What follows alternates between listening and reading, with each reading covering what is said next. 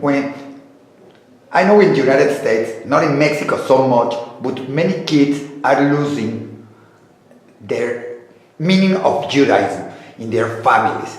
Mexico, we live a different, but it can also happen. And you have a plan to do it better, to have a future in Judaism. What is this happening with our kids? So, life is changing in America for many Jewish families. We have a high interfaith marriage rate. So not every child is being raised in a Jewish home who has one Jewish parent. And even if they are, the next generation is less likely to continue on the tradition. And so that's one of our concerns in the American community. Another is simply that we are fortunate in that we are now broadly accepted in the community, and there's more assimilation. We don't necessarily spend our time only in Jewish community. We are engaged in the broader community, which is good, but it takes us away in many cases from remaining a strong Jewish community. We know that the future of the Jewish community are our kids. Mm-hmm. And PJ Library, it's, let's say, attacking or working with them. What is PJ Library doing, and what is PJ? What is? So PJ stands for pajamas. Yes. The thinking is to evoke that moment at bedtime when we cuddle with our children under the covers and read bedtime stories. It's a moment that we as parents do all over the world every night, and it happens in a moment when we have young children at home. It's a short period of time in our children's lives, and it's a very magical moment. And so PJ Library is a program that provides a book to a family with Jewish traditions and culture and values, free book to a family every month. And so at bedtime, when parents are choosing a book or the child is choosing a book to read, they are as likely to choose a book that passes on Jewish tradition than another book in their own. How do you determine which are Jewish values, which are regular values, which ones are Yiddishkeit, which ones, how to say it? It's religion, it's culture, it's tradition. How to manage this? Because for many people it can be, I don't want this, I want this. How do? We celebrate the various different ways of celebrating Judaism. And so our books reflect the many ways that families celebrate. We look for books that will be welcome in the most number of homes. And so we look for books about Shabbat, holiday traditions, values that we all want to impart to our children. And we look for the Jewish connection. And so if a book is about taking care of animals, and it's not obviously Jewish between the pages of the book, we have a book flap in every single book that explains the Jewish value that's demonstrated in the book. You know that there are many human values that reflect Judaism also. Correct. This is one of the things you are looking in a title or in a story when you are doing it. Yeah, Jewish values are often universal values, but it doesn't take away from them also being Jewish values. And so, for many of our families, it's eye-opening to see that taking care of animals has roots in Jewish tradition, and there is a Jewish value there. And so, whether a value has become a universal value, or is is present in other faith traditions, is wonderful. It doesn't take away from the fact that it's a Jewish value as well. For a community like Mexico, that we don't have so much assimilation, or we are not so in that like in the United States, the important are to bring them the values to the kids, are also to bring the families together. How do you see it after some years in Mexico?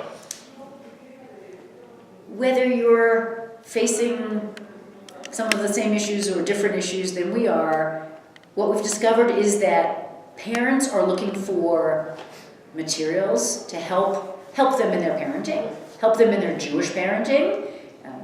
There are very few Jewish children's books on the market, and so this program is adding an entire additional canon of literature so that there are way more choices for families as they are looking for books about the tradition. So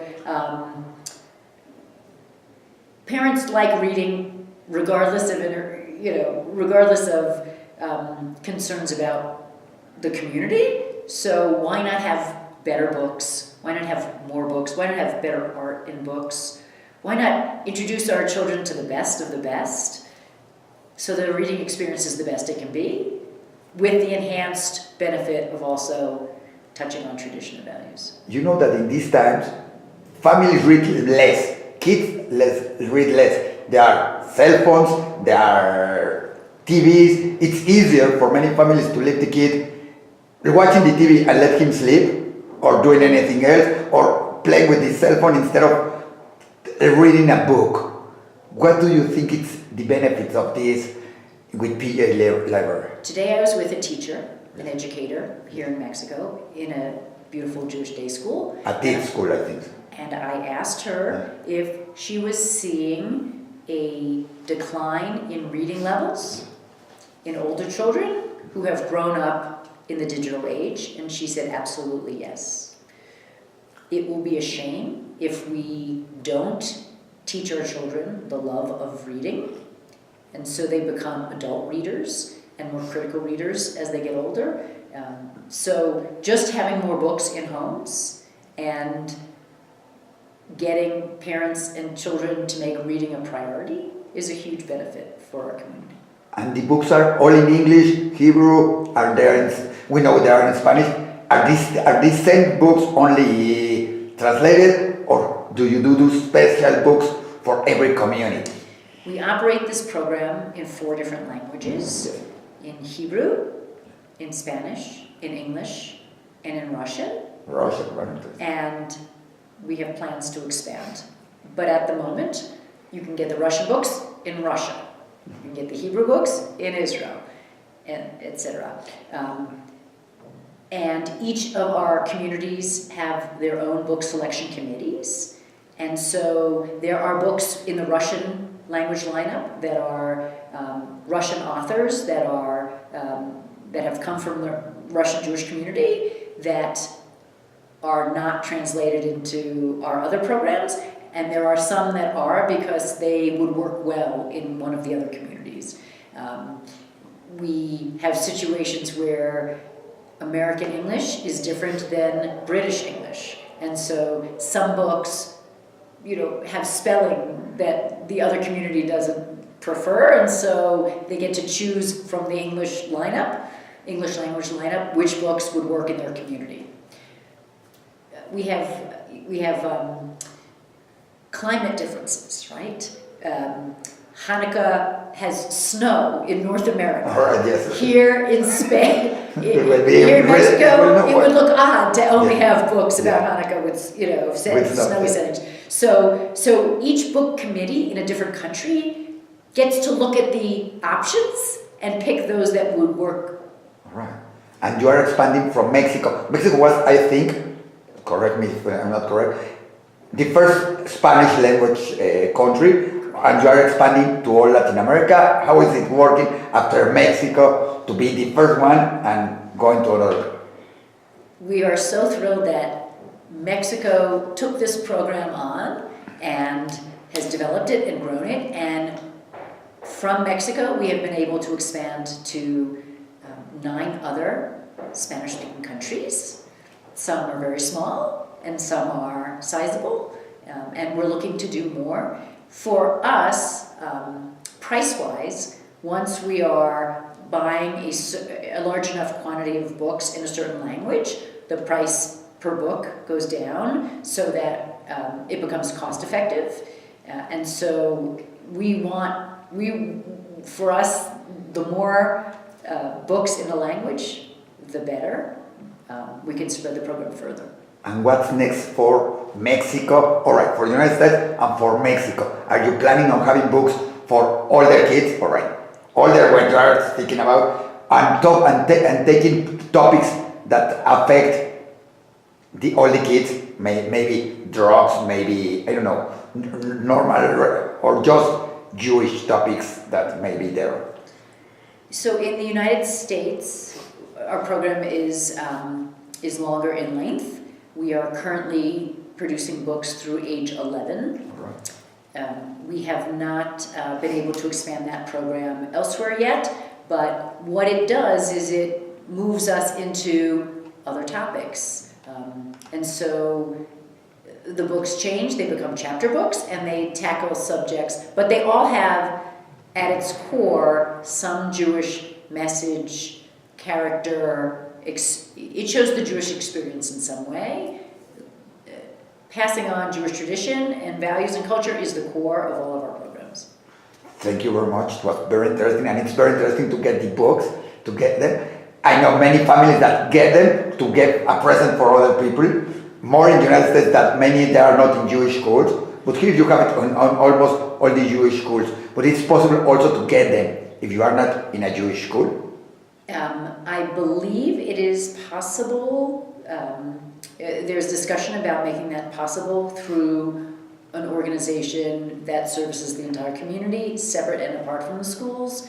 You need to understand that everywhere this program operates, we need partners. We need financial partners and partners who can help with the distribution. So the home office of this project is in the United States, and so it and in Mexico is with Badajinuj and the Universidad Hebraica. Okay? Hebraica ran the program for the first 5 years, and now it is being run by the VAD. And so they're operating the program through the schools. To go to children who are not in the schools requires additional partnerships, which is something we'd love to explore, and I believe it's happening.